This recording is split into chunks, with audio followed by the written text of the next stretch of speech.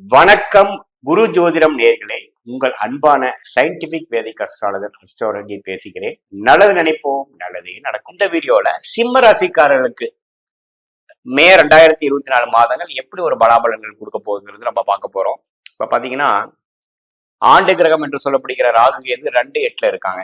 8ஆம் இடத்துல ராகுவும் 2ஆம் இடத்துல கேதுவும். அந்த அந்த 2 கிரகத்துல எந்த வித மாற்றங்களும் மே மாதத்தில் இருக்க போறது இல்லை. அதே சமயத்துல கண்டகசனியாக 7ஆம் இடத்திலிருந்து ராசியவே சிம்ம ராசியவே பார்த்து சில பிரச்சனைகளும் சில டென்ஷனும் சில ப்ரெஷரையும் உங்ககிட்ட மெயின்டைன் பண்ணிட்டு இருக்கக்கூடிய சனி நிலையிலும் எந்த மாறுபாடும் மே மாதத்தில் இல்லை.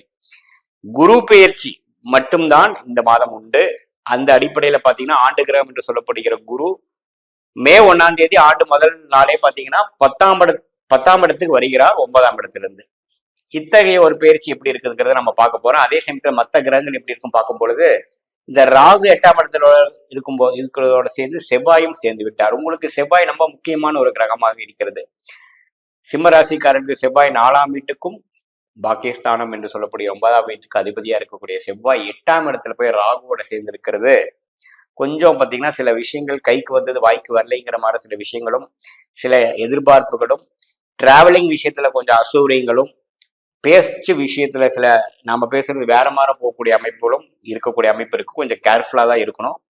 ஸோ சனி 7ஆம் இடத்துல ராசியை பார்த்து செவ்வாய் 8ஆம் இடத்துல ராகுவோடு இருக்கிற நிலை இருக்குது இந்த மாதம் முழுக்குங்கிறது சிம்மராசிக்காரர்கள் புரிந்து கொள்ள வேண்டும். ரொம்ப கேர்ஃபுல்லாகவும் இம்பார்ட்டன்ட் டெசிஷன்ல இருக்கக்கூடிய அமைப்புகள் இந்த மாதத்தை நீங்க அவாய்ட் பண்ணி ஆகணும். Not the best month for you. அதே சமயத்துல பாத்தீங்கன்னா குரு 10ஆம் இடத்துல 2ஆம் இடம்ங்கிற தனஸ்தானத்தை பார்ப்பதனால சில கேஷ் ஃப்ளோ இம்ப்ரூவ் ஆகும். வரவேண்டிய கடன் கொஞ்சம் கிடைக்கும். ஒரு இன்வெஸ்ட்மெண்ட் பண்ணக்கூடிய அமைப்பு இருக்கு. 4ஆம் இடத்தை பார்ப்பதனால சில இடம் விஷயத்துல சில சாதகமான விஷயங்கள், தாயார் விஷயத்துல சில உடல்நல கோளாறு இது வரைக்கும் இருந்தாங்கன்னா அதுல ஒரு நிவர்த்தி வரக்கூடிய விஷயங்கள் வருதுங்க. அதே சமயத்துல 6ஆம் இடத்தையும் பார்ப்பதனால் சில ஒரு சுப கடன்கள் வாங்கி அதன் மூலமா சில செலவு பண்ணக்கூடிய அமைப்புகள் உண்டு.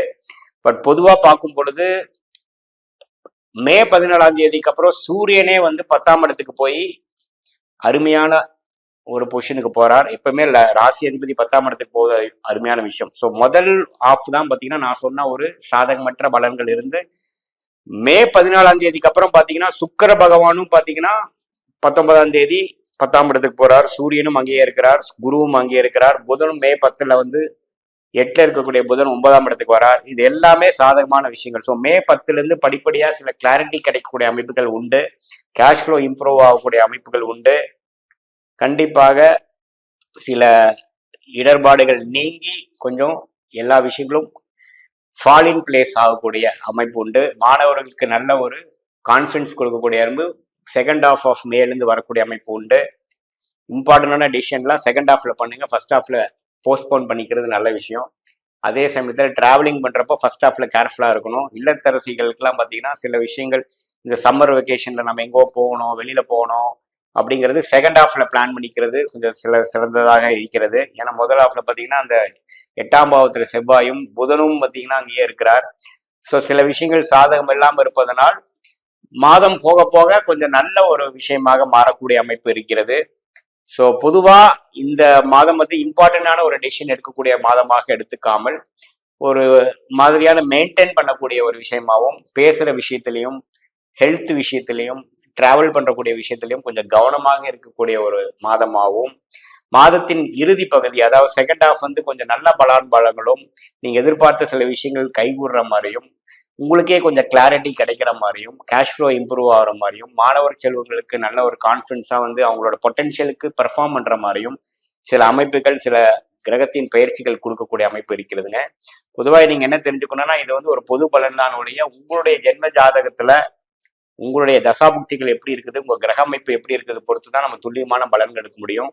அதை நீங்க புரிஞ்சுக்கணும். இது உங்களுடைய கோச்சார அமைப்புல ஒரு பொது பலனாக தான் நீங்க சிம்மராசிக்காரனுக்காகவும் இந்த ராசிக்காரருக்கும் எடுத்துக்கொள்ள வேண்டும். பொதுவாக பார்க்கும் பொழுது இந்த மாதம் முதல் பகுதி கொஞ்சம் வெயிட் அண்ட் வாட்ச் ஆகும்.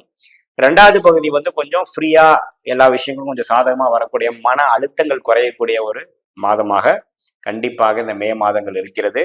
பட் இது நீங்க கண்டகசனி இன்னும் நீடிக்குது. 7ஆம் இடத்துல 8ஆம் இடத்துல ராகு இருக்கிறார், அதோ செவ்வாய் சேர்ந்து இருக்கிறாருங்கிறப்போ நண்பர்கள் வட்டாரம், கொலீக்ஸ், கஸ்டமர்ஸ் கிட்ட எல்லாமே நீங்க கொஞ்சம் கேர்ஃபுல்லா இருக்கணும். ஒரு ஃபால்ஸ் ப்ராமிஸ் பண்ணிட்டு ஒரு அவசரப்பட்டு ஒன்று சொல்லிட்டு அதுக்கப்புறம் கஷ்டப்படக்கூடாது. இந்த ஒரு விஷயம் மட்டும் நீங்க மெயின்டைன் பண்ணிட்டு இந்த மாதத்தை கழிக்கும் பொழுது அடுத்த வரக்கூடிய ஒரு விஷயத்துக்கு வந்து ஒரு தயாராக இருக்கக்கூடிய ஒரு நல்ல அமைப்பு உங்களுக்கு கொடுக்கும். இப்ப பாத்தீங்கன்னா இது வரைக்கும் நம்ம பார்த்துட்டு இருந்த பலன்லாம் பொது பலன்கள், அதாவது கோச்சாரத்துல வந்து ஆண்டு கிரகமாகிய ராகு, கேது, குரு, சனி எப்படி இருக்கிறாங்கன்னு பொறுத்தும், மாத கிரகங்கள் என்று சொல்லப்படுகிற சுக்கிரன், புதன், செவ்வாய், இது மாதிரி கிரகங்கள், சூரியன்லாம் எப்படி இருக்கிறாங்கிற பொறுத்து தான் நம்ம கோச்சாரத்துல பலன் எடுக்கிறோம். பட் உண்மையான விஷயம் பாத்தீங்கன்னா உங்களுடைய ஜென்ம ஜாதகத்துல உங்களுக்கு கிரகங்கள் எப்படி இருக்குது, நீங்க என்ன லக்னம், எந்த சாரத்துல எந்த நட்சத்திரத்துல ஒரு கிரகம் இருக்குது, ஆட்சி உச்சங்கள் எப்படி இருக்கிறது, தசாபுக்திகள் எப்படி போயிட்டு இருக்குது, இப்போ கரண்ட்ல என்ன தசாபுக்திகள் நடப்புல இருக்குதுங்கிற பொறுத்து தான் துல்லியமான பலன்கள் எடுத்து இந்த கோச்சார பலன்களும் இந்த தசாபுக்திகளும் மிக்ஸ் பண்ணி பார்க்கணும். ஒரு 80% பாத்தீங்கன்னா உங்களுடைய தசாபுக்திகள் பலன் கொடுத்து அதுக்கு சப்போர்ட்டிங் ஃபேக்டரா இந்த கோச்சார பலன்கள் நம்ம எடுத்துக்கணும். அதுதான் வந்து கரெக்டான துல்லியமான பலன் எடுக்கக்கூடிய ஒரு அணுகுமுறை. ஸோ நம்ம எதுக்கு இது பார்க்குறோம் அப்படின்னு பார்த்தீங்கன்னா, பொதுவா இப்போ இருக்கக்கூடிய இந்த மாத காலத்துக்கு எப்படி வந்து உங்களோட அமைப்புகள் இருக்கு, சாதகமாக இருக்கிறதா சாதகம் இல்லாமல் இருக்கிறதான்னு பார்க்குறோம். உங்களுக்கு சாதகமான தசாபுக்திகள் போறப்போ நல்ல பலன்கள், நான் சொல்லக்கூடிய பலன்கள் கொஞ்சம் தூக்கலாகவும், சாதகமற்ற தசாபுக்திகள் போகும்பொழுது நான் சொன்ன சாதகமற்ற பலன்கள் கொஞ்சம் அதிகமாகவும் சாதகமான பலன்கள் குறைவாகவும் இருக்கும் என்பதை நீங்கள் அறிந்து கொள்ள வேண்டும். மீண்டும் மற்றொரு கண்ணொலியில் சந்திப்போம். நன்றி, வணக்கம்.